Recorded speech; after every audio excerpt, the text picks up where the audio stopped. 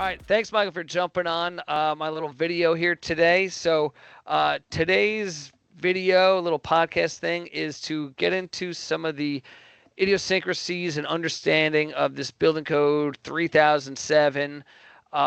It's something that's very new to me, but I understand it's been around for a little bit of time. It's about fire service access elevators, the drainage, and I wanted to bring you on because apparently there's a bit of nuance to it, but there's also a lot of interpretation that I guess every engineer can look at it in a different way. And you particularly, I was interested in bringing on because you've been involved in working with the Department of Buildings to try and get more clarity on this. So I Correct. figure, Yeah.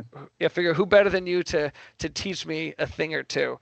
So before we even get into it, why don't you just take 30 seconds, a minute, whatever, to give a little explainer of just who you are and a little background. Sure. And Greg, thank you again for the opportunity to talk. So for everybody who doesn't know me, my name is Michael Zaborskis.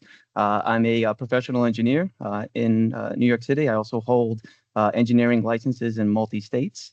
I currently work with WSP USA. I've been with them for 10 years.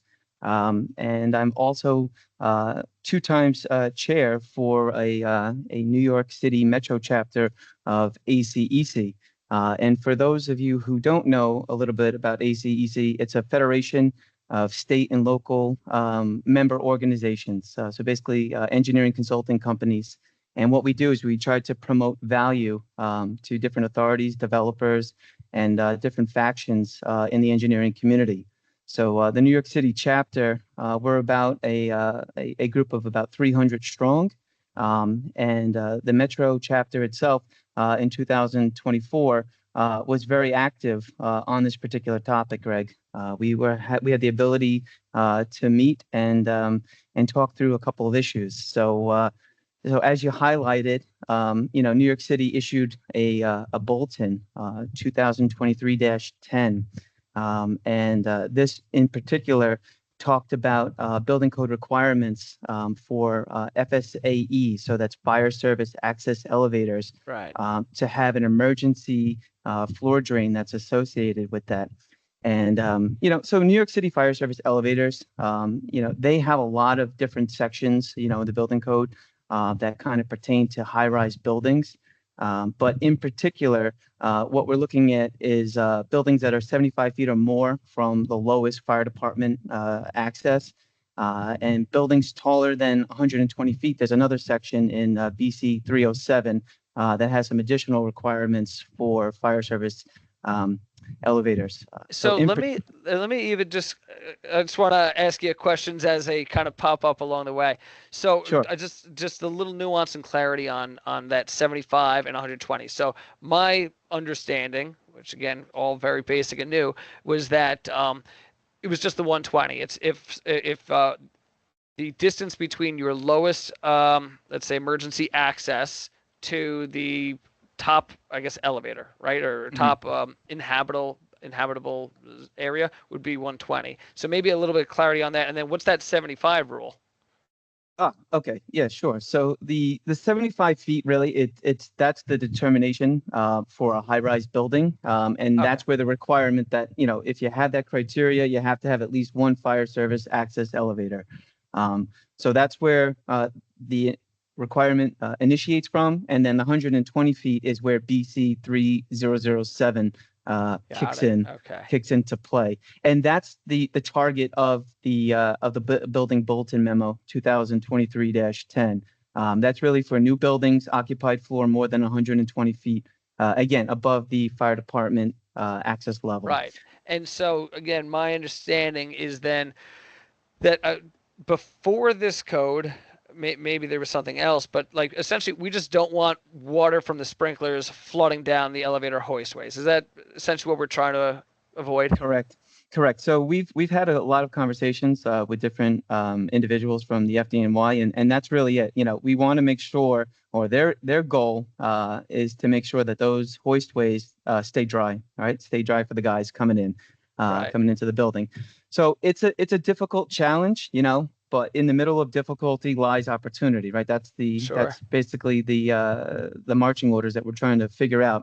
And I give credit to New York City. They issued this building bulletin. But what we noticed as a professional engineering community is that it had a lot of difficulties and uncertainties. And when you have difficulties and uncertainties, and difficulties being hardships, you can Right. get different interpretations of what the actual requirements are.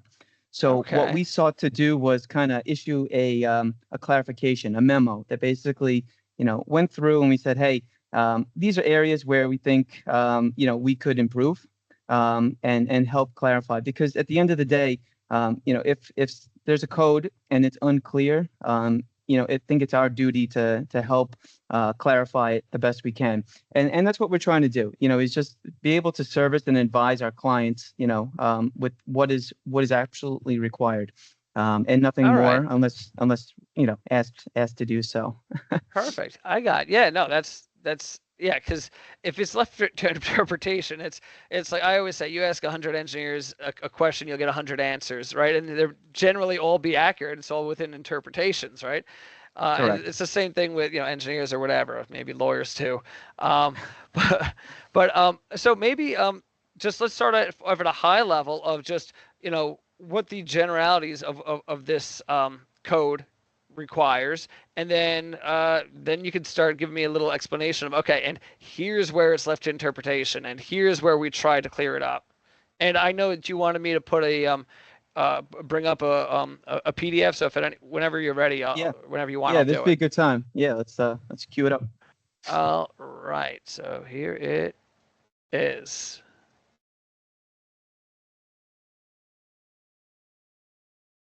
Wonderful. Okay. So this is essentially this is the bulletin that I was referring to in earlier discussions. And where we really start to get into it is item number 3, clarifications on water protection, applicable locations. And again, what we were looking to do was to clarify, code-wise, issues that could be misconstrued.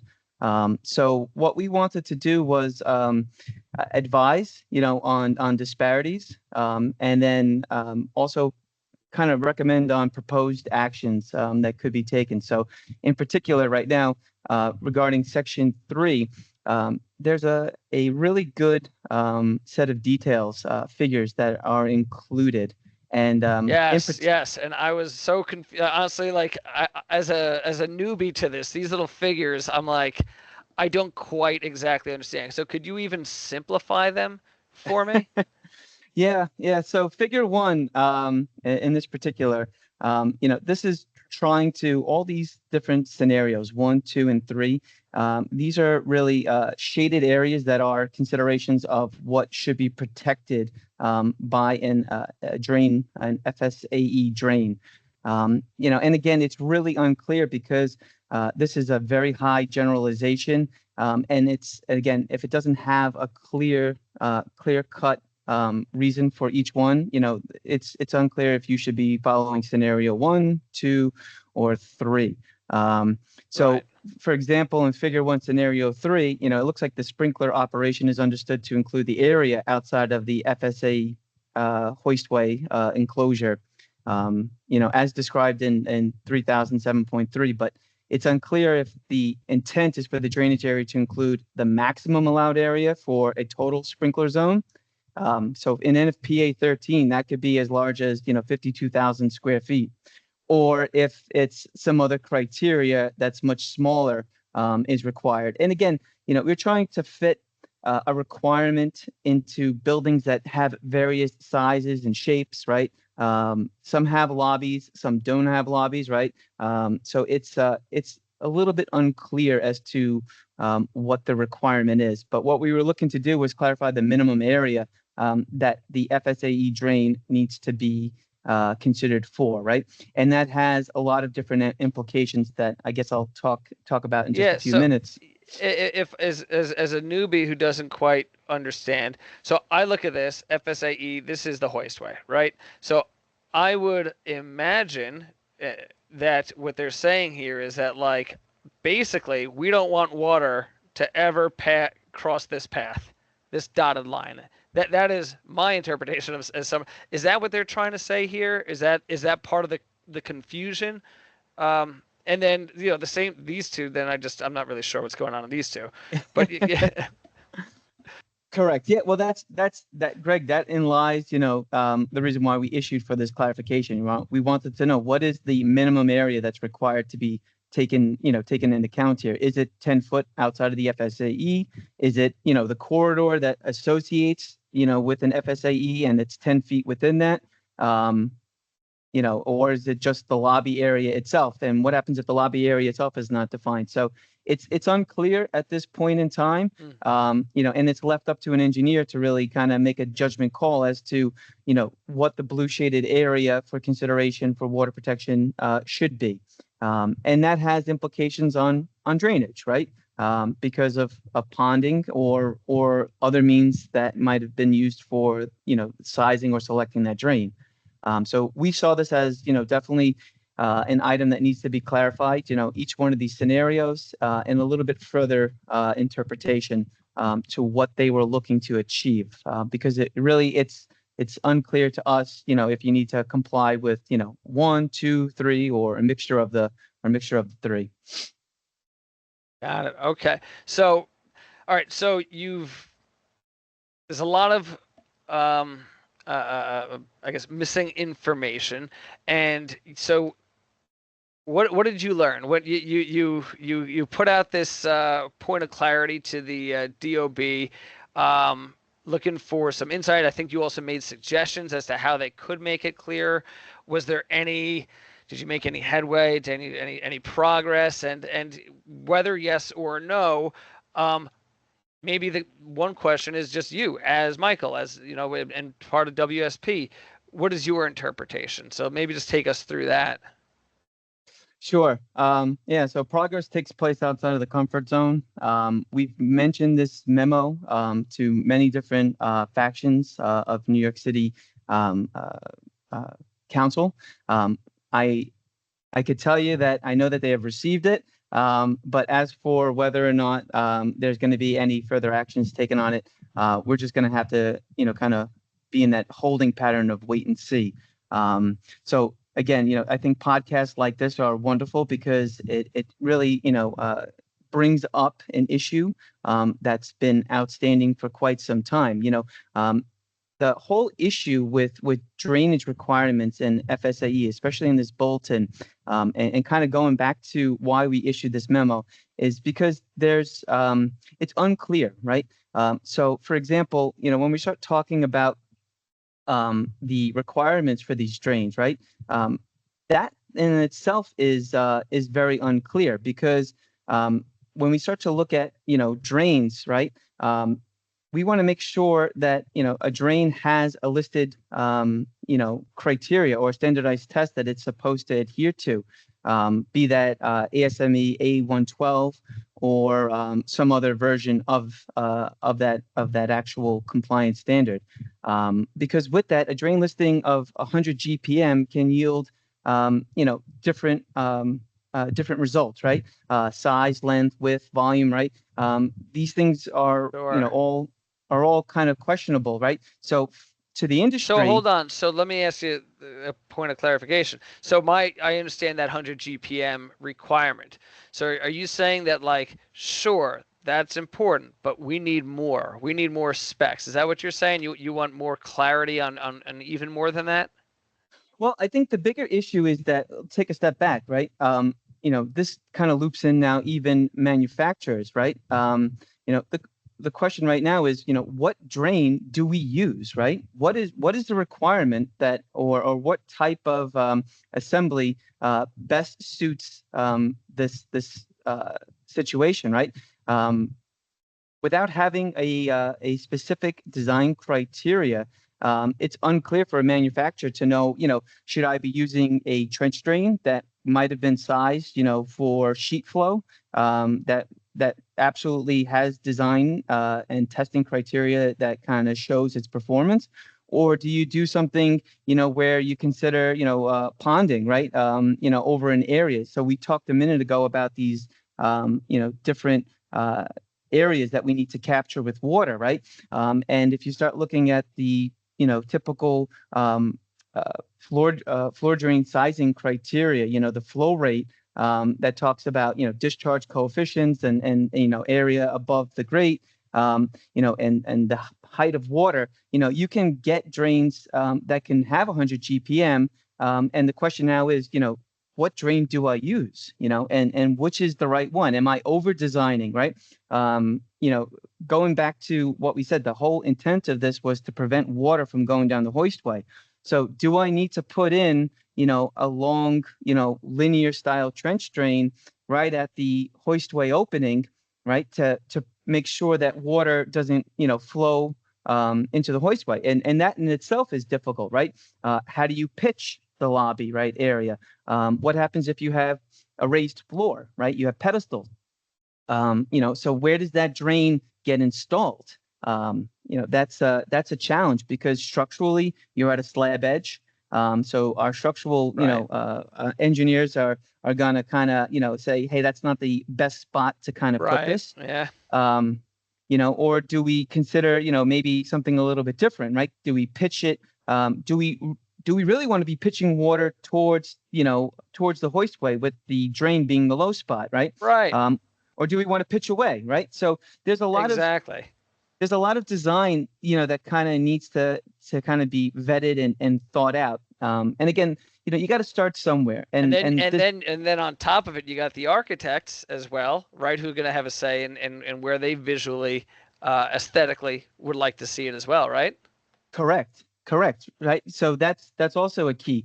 Something else to think about is, if we're looking at putting, the drain near the hoistway opening, how do we ensure that water doesn't roll over the drain and it's all captured, within the drain body itself? You also have other requirements such as the grate, right? Make sure that it's heel proof or someone doesn't get their shoes stuck in it. Also, a lot of these elevators could be used for passengers with, on gurneys or stretchers. So that also imposes another rating, that and another consideration. So all these things, when you start looking at the drain, right? Placement, size, the grates, right? Availability, right? We want to make sure that we're not over designing. And also, a lot of these buildings, when this memo came out, taking a step back, right? The first words is that this was applicable to the 2014 and 2022 building code. Well, if you look at the date of this memo, right, it's September 7th, 2023. What happens, in that scenario where you've designed a building and it's in construction? How do you have compliance at this point? Mm. So what I'm trying to kind of construct here is just that there's a list of items that we really thought needed to be clarified, because it has financial implications, it has hardships, and ultimately everybody wants to comply with the code, right? Nobody wants to put in a design that's not code compliant at any cost or any means. So this information, it just benefits everybody to kind of have it out there and clarified for record. Right. Yeah. So I got on my list here, the points of clarity that are still, I mean, up for interpretations. Type of drain. I guess the type of, maybe I'm saying this right or wrong. I don't know. The type of 100 GPM certification, whether that's more of a ponding, whether it's more of a sheet kind of flow, right? So, and because one or the other could lead to over or undersizing that drain, right? Does that sound right? Correct. And then placement, what's the most logical place? Just like we were literally just talking about, do you pitch toward the FSAE because that's almost antithetical to the concept, right? Mm-hmm. It's like, or do you pitch it away from it, and then you got to put this drain maybe awkwardly somewhere else? Then you have the aesthetics of the whole thing. And then back to this just image here of just what the heck actually needs to be protected, to what Mm-hmm. capacity. Is it just the hoistway? Is it the so again, going back to like my kind of rudimentary understanding, this is, I would hope to be the most simple one, right? So if this is your access elevator, what I imagine what a lobby is referencing here is just an enclosed area right? That has Hmm. your access elevators. So what scenario 1 is telling me, my interpretation is, do not let water in this area. Right? Is that a fair Yeah, agreed. interpretation? Okay. And then now, what what is the difference between, let's say, a lobby and a corridor? Can you give me that definitional Oh boy. Okay. explainer? Between a lobby and a corridor. All right, I got to put on my architectural hat and think about this one for just a moment, because there is an important distinction between the two, right? So let's think about it. Basic definition, right? A lobby is a space that would be near your entrance. It could be, serving a waiting area or some sort of transitional zone. And the corridor is an enclosed passageway, right? So I think uh, the corridor is brings into it a path of travel and egress requirement. That's has more I guess stringent width and fire resistance ratings than a lobby. And again, I'm going to preface this. I'm not an architect, Sure. but those I think would be the differences in functions and stuff. Okay. So the ratings and the width, I think those are the code differentials. Got it. Okay, so what and whatever the more, because you're right. Well, all this stuff, no matter what, has got very strict and detailed definitions. So whatever the more specific definitions are, again, I would take my interpretation of this to be, okay, draw 10 feet from I suppose, I mean, the way this is showing it is from the entrance point, and that ends up being my center point, and create a radius of 10 foot all around. And whether it's constrained by the corridor or not constrained by the corridor, you have to make sure that water does not cross that path. And then 3 seems kind of similar to 2, just without the corridor definition. It's Mhm. basically, it almost seems like 3 supersedes number 2, where it's like, hey, listen, 10 feet every direction, no water passes. And then 2 just kind of says, I don't care if you have a corridor, if you have walls around, water does not pass this. That's the way I interpret it with my kind Yeah. of newbie brain. And Greg, I'm going to add to that as well too, right? So we talked about some of the hardships with placements, right? And the other thing that this bulletin, kind of brought up a little bit of a hardship was, the sizing, right? So we talked about the 100 GPM flow rate for trench drains. But the question now is, it lacks clarity on the maximum flow criteria, right? How many floors do I need to consider in a high-rise building, right? Is it every floor? Is it one floor, 2 floors, right? So what we wanted to recommend, is revising the bulletin to specify a maximum flow of 200 GPM to the riser. And this will help us kind of control, the outlet pipe size, right? Because we don't want to be running larger diameter pipes inside of a building, right? That's already crammed for space, right? The floor to air ratio is pretty tight. Everybody wants to rent every possible square inch on a floor and not yield it back to mechanical systems, right? So we wanted to clarify that as well in the bulletin. We thought that would be a huge relief. And also, it doesn't talk about, FSAE being considered clear water waste. And, that this also, I bring this up because, there's New York City is a modified version of the International Plumbing Code. Okay. And typically, regarding fire protection systems and the discharge of them, it goes to the sanitary system. However, the flow rate of 200 GPM into a sanitary system could be, in some buildings, a huge hardship.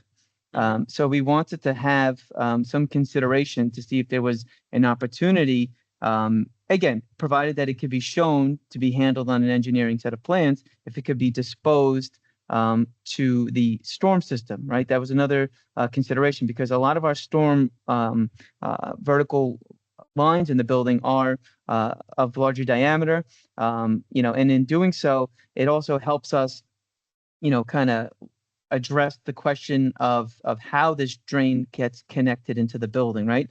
Do we treat it Right. as a Okay. do we treat it as a sanitary floor drain, right? That requires a trap, that requires a vent, right? Also requires a trap priming fixture as well, right? To Right. maintain the trap seal. Do we want to be introducing, a black water scent, into our elevator lobby area, right? And could we consider it as a clear water waste? And by doing so, amend our definitions. Again, we're in New York City. It's a modified version of IPC, and this hardship is unique, I would say, to trying to imply this, requirement, this bulletin, here. So we're trying to work within the parameters of the code to kind of trying to find opportunities. These are emergency floor drains, right? These are drains that are not going to be seeing water flow under Right. Yeah, they under better normal not. Yeah. conditions, Yeah. right? So, again, so we don't want to over design the system and and kind of, say, well, this is what it is. If you have it's a draining sprinkler pipe, right? It has cutting fluids, hydraulic oils. It needs to go to the sanitary system, not your storm system. A lot of our building, runouts are combined, combined storm and sanitary in some spots. Some of the newer locations, have separate storm and sewer. And again, this is not a one size fits all, but when you have a bulletin that tries to encompass different building types, different boroughs, different hardships, come up. And we wanted to have, a very wide array, a big toolbox of options out there really for the designers. We don't want to pigeonhole everybody into one particular hardship. And again, speaking with, FDNY, my understanding is that, again, they just want to make sure that water is prevented from going into the Right. hoistway. And that also brought up Right. another interesting. But to your point, there are so many idiosyncrasies that really go into this. Like this simple ask is complex. Yes. It could go 1,000 different ways, like different lobbies, corridors, and so on, and then different sizing. Where does it end up flowing? Sanitary versus storm? Do you need traps? Do you need primers?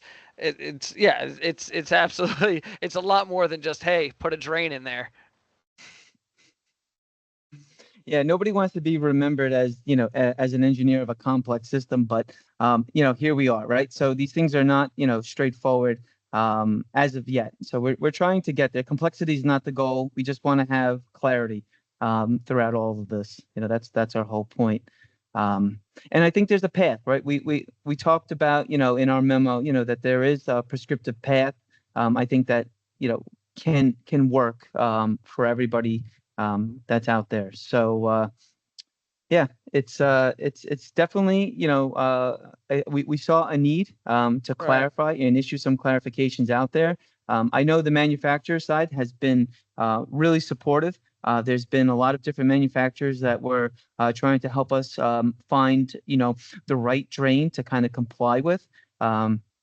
And in doing so, there's also challenges as well, right? A lot of these drains, are going to be going into finished spaces, and ultimately, there is an aesthetic appeal that we want to kind of, Right. address. But going back to the root, the root of the issue for FDNY, which is water prevention, there's also the possibility that we throw out there that, maybe we don't want to be draining this area or putting the drain, next to this hoistway. Maybe you want to drain outside or redirect the water to a safer location, right, to dispose of.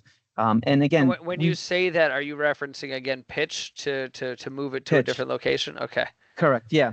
And some buildings, it might be a sustainable option to maybe consider, shifting or pitching, the area outside of a FSAE, away. But that also brings, Greg, in other hardships too. You have to have considerations for ADA, sloping, right? So it's not cut and dry, and that's what we were trying to discuss. So we did have the opportunity to meet with the vertical elevator group for the New Okay. York City Codes cycle Good. in 2024. They expressed a lot of interest, in this particular item. So I think, having had the opportunity to, spearhead a discussion with them, They looped us into FDNY and council as well, different various leadership members of the city council, as well as developers too. We've passed this information onwards to different developers and real estate, the Real Estate Board of New York as well, because again, everybody has a little bit of a vested interest, on how this is going to look. This is critical for these guys, right? I mean, again, it like you said, there's cost complications, there's obviously code complications, there's and then there's, at the end of the day, is aesthetics, right? How is this going to make my building look? There's a lot of pride behind that, so it's absolutely critical. Yeah. So, so this was back in 2024 that you had that meeting, and you said, what was it called? The Vertical Division? What was that group? Oh, the elevator group. Yeah, the okay, it was the elevator group. Okay. Yeah. And all right, so you had your conversation, a lot of interest. You've got some support from developers. Obviously, ACEC alone is just a significant player in the game. What's next? How what do you? What's next that you know of, or what's next that you're hoping for? And how long, if you had to look into the the crystal ball and figure it out? Yeah. Sadly, a snail's pace is not always, a desirable effect. I mean, I wish I had a crystal ball, Greg, and I could tell you what the next steps are going to be. I really don't know. All I know is that there is a vested interest. There are, the designs are happening today, right? No one's not designing a building or building to it.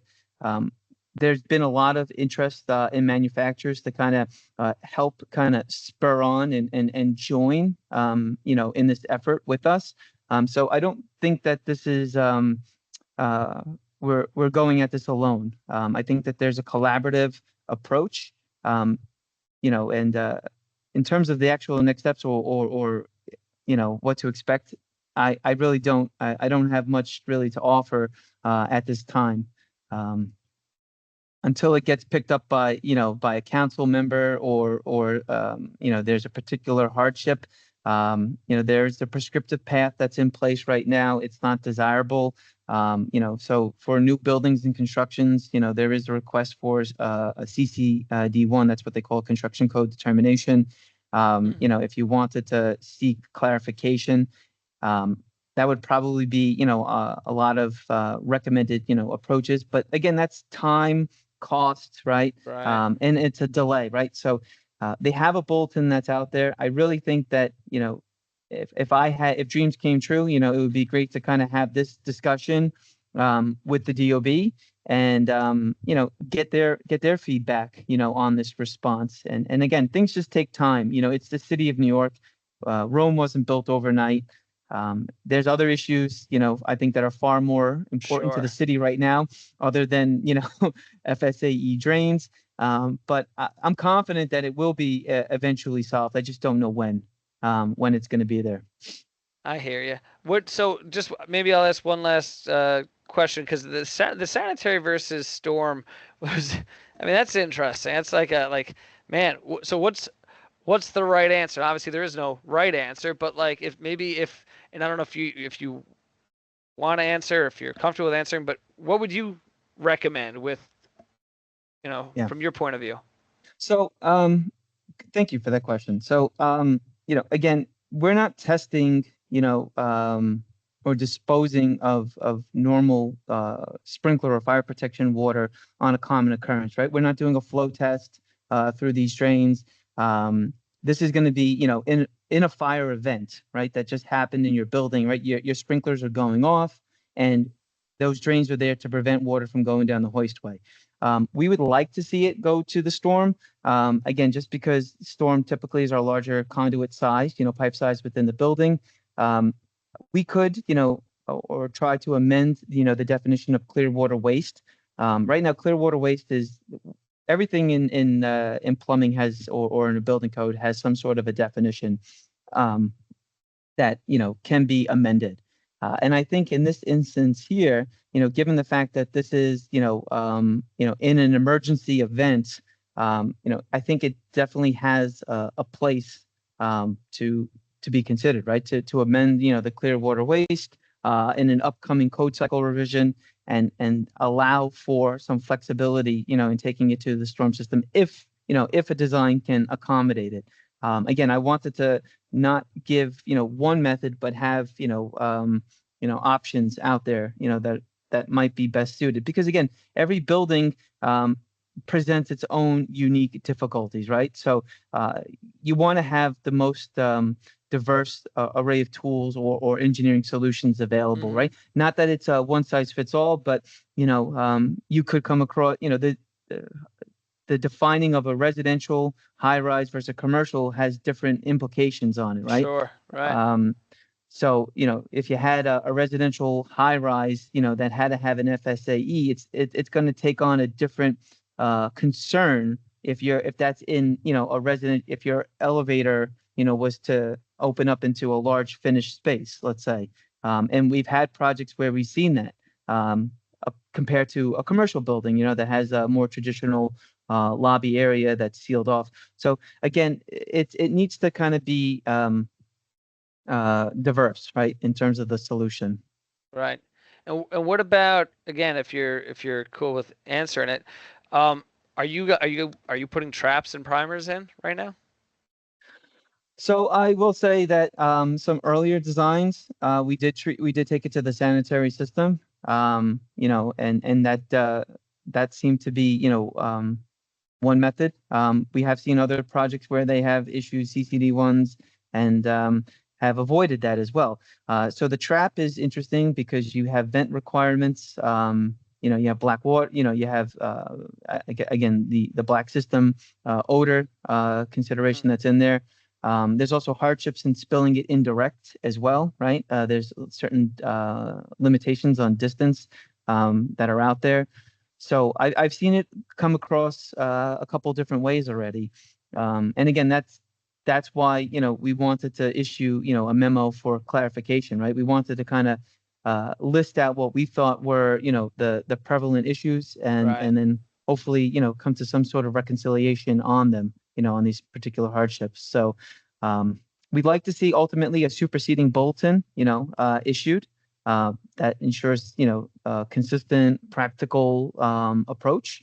And, again, just we welcome the further discussion, and I think the discussion needs to be, involving not just, the plumbing community, but also, some people from our architectural board, vertical high rise, the elevator group, and ultimately, council and FDNY. Right. Yeah. Well, yeah. I'll keep my fingers crossed that this moves along. Let me ask you this: if somebody wanted to help out, if somebody wanted to be a part of the fighting the good fight, whether it's this fight or something else, me being a member of ACEC, or how could people get involved? Well, what we can always do is that if you can always reach out to ACEC. I mean, this is a wonderful organization that we have here in New York City. We do have a lot of connections through them to the real estate board and as well as New York City Council. Include me on it, and again, if this becomes a prominent issue, we would love to just keep the momentum going. It's like a wave. So we get that momentum, we'll just carry it forward. That's it, man. That's all you can do. All right, what else do you want to let us know, if anything else? Did we miss anything? No, I think basically we kind of covered it. To the best of my abilities. If is there anything I kind of glossed over quickly, or I don't think so. So, I got a little bit of a understanding of the various different those three scenarios, but more importantly, the amount of interpretation that is just not outlined in this, which is just, amazing. It's incredible just how much stuff out there really has to be figured out internally by anyone, or they'll have to fill out this CCD1 for points of clarification. And I could only imagine, this is drains. how many other things that you as engineers are working through with trying to figure out, lack of clarity and these CCD ones and so on. But so this was super insightful for me. I really, not only do I hope, but I really think that anyone who listens to this will get something out of it. Absolutely. And anyone that wants any further points of clarity, in I'm going to post this on YouTube and LinkedIn and such. So throw a comment, direct message me. We're going to have Michael's name on there as well. So, you can reach out to him directly. If he's cool with it, we'll throw up an email address. If you're comfortable with people reaching out to you directly as well. So, I think please, that, I think this is going to be a great way to get this moving forward and at the very least spark the question, maybe get some answers, but spark more questions even and help fight the good fight. Correct. Yeah, let's do it. Let's get this one in the books, right? So we started it, and we're just gonna keep going that way. Cool. Well, listen, I really appreciate you jumping on with me, and look forward to hopefully doing more of these in the future. Thank you, Greg. I appreciate the opportunity. All right. Thanks. Bye-bye. All right. Bye-bye.